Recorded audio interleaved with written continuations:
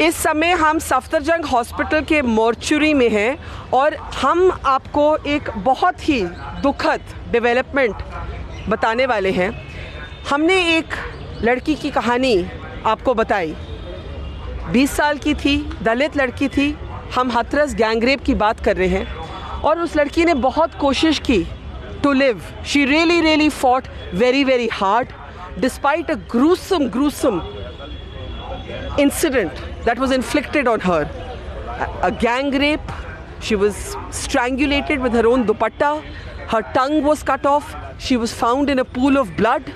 I share these horrific details with all of you because I do not believe what has happened should be glossed over.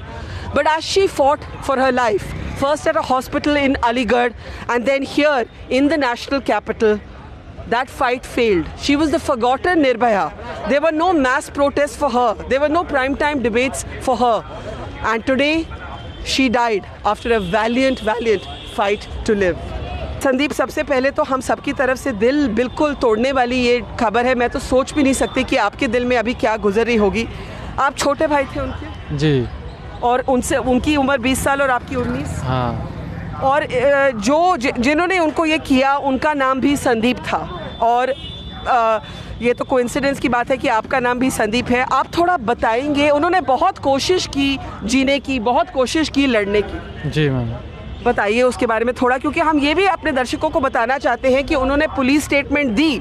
इस सब होने के बावजूद बहादुरी दिखाई, पुलिस स्टेटमेंट दी और उस पुलिस स्टेटमेंट के बेसिस पे अरेस्ट भी हुए हैं। बताइए सर, अभी आप देश को क्या कहना चाहते हैं? देश को ये कहना चाहेंगे, हमें न्याय और चाहिए और जो भी आरोपी हैं उनको सज़ा चाहिए, फांसी चाहिए उनको। हुआ क्या? क्योंकि ये जिन्होंने आपकी बहन को ये किया वो पहले भी आपके परिवार को कुछ साल पहले तंग कर चुके थे। उन्होंने आपको जात के बेसिस पर भी टारगेट किया क्योंकि आप दलित परिवार हैं। जी। क्या हुआ बताइए? ये मेरी बहन और मम्मी थी और मेरे भाई भी थे। तो ये खेत में चारा लेने के लिए गए थे, तो भैया एक बोझ काट के वो घर पे डालने के लिए चले गए। भैंस को वहाँ पे पानी पिलाने लग गए। मम्मी और मेरी बहन ये वहाँ पे काटती रहीं खेत में घास। जी।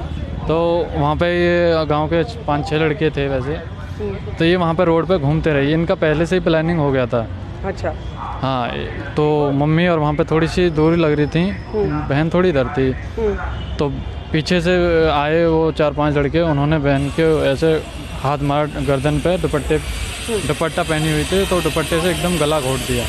थोड़ा इस तरफ आ जाए। हाँ, दुपट्टे से गला घोट दिया और बाजरे के अंदर खींच ले गए। और थोड़ी देर में मम्मी को पता चलता है, तो मम्मी वहाँ से वापस ही आती हैं, मम्मी आवाज़ देते हुए। तो वो भैया आए, फिर वो वहाँ पे हमारे नज़दीकी थाना पड़ता है चंदपा, वहाँ लेके गए। वहाँ वो तो होपलेस हो गए, तो वहाँ पे रिपोर्ट दर्ज कराई। वहाँ से फिर हॉस्पिटल ले गए, हाथरस बागला हॉस्पिटल। वहाँ 1-2 घंटे रखा, उन्होंने बोल दिया अलीगढ़ मेडिकल कॉलेज के लिए रेफ़र कर दिया उन्होंने। वहाँ बहन मेरी 14 तारीख को ये घटना है, 14 को ही ये वहाँ पे रेफ़र कर दिया अलीगढ़ मेडिकल कॉलेज के लिए। वहाँ पे बहन अभी कल तक मतलब ठीक रही, मतलब होश था उसको।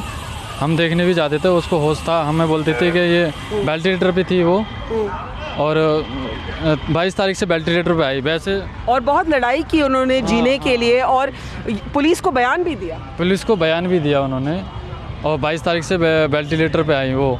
और आपको क्या कह रही थी परिवार को? बस यही कह रही थी कि मुझे ठीक कर लो, मुझे घर ले चलो। हमने बोला कि ठीक हो जाएगी जब ही ले जाएंगे तुझे घर। कह रहे मुझे मरवाओगे, यहाँ ट्रीटमेंट सही नहीं दे रहे हैं हॉस्पिटल में। ये अलीगढ़ की बात कर रहे हैं? हाँ। मुझे मरवाओ, ऑक्सीजन की ज़रूरत थी क्योंकि वो गले में प्रॉब्लम थी उनकी हड्डी, और मैं सांस नहीं ले पा रही अच्छी तरीके से, ना ही हाथ पैर बिल्कुल भी काम नहीं कर रहे, और उनकी जीभ भी कटी हुई थी, अच्छे से बात नहीं कर पा रही थी, और पैरालिसिस भी हो चुका था। बिल्कुल।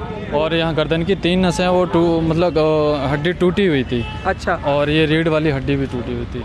तो हम अपने व्यूअर्स को बताना चाहते हैं कि आप ये सोचे 2 मिनट कि एक लड़की, 20 साल की लड़की, जिसकी ज़बान काटी हुई थी, जिसको ये दुपट्टा एक चुन्नी को लेकर गला घोटने की कोशिश की, और उसके बाद उनका पैरालिसिस हो गया, और वो बार बार आपको क्या कहती थी? लड़ तो वो बहुत रही थी बहादुरी के साथ। ये बोली थी मेरे को घर ले चलो, यहाँ पे कोई ट्रीटमेंट नहीं दे रहा है अच्छे से, यहाँ इलाज नहीं कर रहे हैं, मुझे घर ले चलो। और यहाँ आते कल उसकी कंडीशन एकदम ख़राब हो गई, डिटीरियोरेट हो गई। जी बिल्कुल। और एक दिन भी नहीं जी पाई वहाँ पे 14 तारीख से, और कल तक मतलब होश में थी। और फिर आपके माँ बाप क्या करते हैं?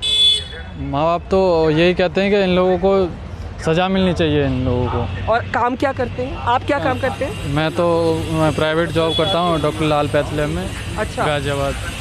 अच्छा, तो आप भी कोविड के टाइम में एक तरह से फ्रंट लाइन ही काम कर रहे हैं? जी जी जी जी। और फादर क्या करते हैं? पापा कुछ नहीं करते। पापा मजदूरी? हाँ मजदूरी करते हैं, और भैंस वैंस हैं वो, उनका दूध वूध वही। तो मतलब गरीबी की भी प्रॉब्लम रही है? हाँ बिल्कुल। तो आपकी बहन का सपना क्या था?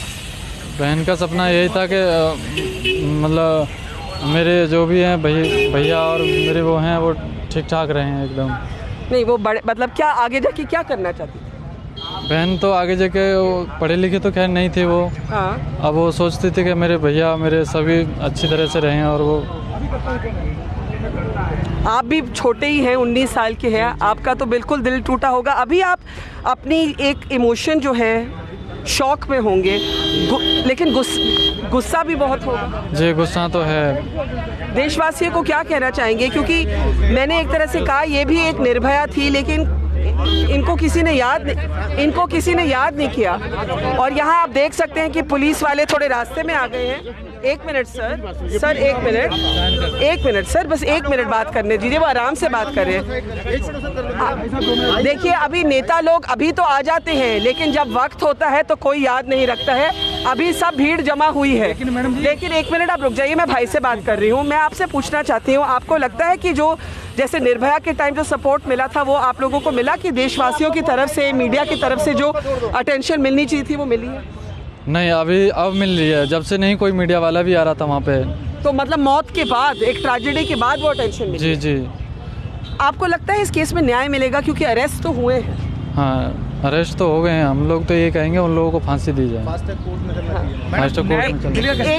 सर, आप परिवार को अभी बोलने दीजिए, पहले परिवार की आवाज़ सुनना ज़्यादा ज़रूरी है, ना कि नेताओं की। सर, मैं आपको दिल से आप लोगों को अपने बहन के बारे में कुछ बताना चाहें, क्योंकि हम जानना चाहते हैं उनका मतलब थोड़ा कि वो एक फॉरगॉटन हेडलाइन ना रह जाए। आप क्या बोलना चाहेंगे अभी मतलब अपनी बहन की याददाश्त में? बहन जी बोलना कुछ नहीं चाहेगा, जिस सुनो भाई, पहले लड़के का हम ये चाहते हैं, वाल्मीकि समाज ये चाहता है, पूरा ऑल इंडिया का वाल्मीकि भाई 2 मिनट चुप हो जाओ, ऑल इंडिया वाल्मीकि समाज ये चाहता है जिस प्रकार से नहीं फास्ट ट्रैक कोर्ट चलाया जाए, उसको फांसी दी जाए। और जैसे दुबे को और एक बहन के जिसने बलात्कार किया था यूपी सरकार ने, जैसे इनकाउंटर करके मारा गया, इन 5 ठाकुरों को भी इनकाउंटर करके मारा जाए। देखिए, ऐसा है कि जब ट्रेजेडी होती है और जब लोगों को याद रखना चाहिए एक लड़की को और उसकी लड़ाई को, तो कोई नहीं याद रखता। लेकिन जब एक मामला पॉलिटिकल हो जाता है तो सब नेता पहुंच जाते हैं। कहाँ थे ये नेता? पिछले 2-3 हफ्तों से ये इंसिडेंट जो था, ये गैंग रेप और ये मर्डर, जो अब मर्डर निकला है, वो 14 सितंबर की बात है। आज हम महीने के आखिर में है। And this young woman who fought for her life was the forgotten Nirbhaya. And all of us must reflect, the media, the people of this country and the politicians, how we let her story be so ignored and so overlooked.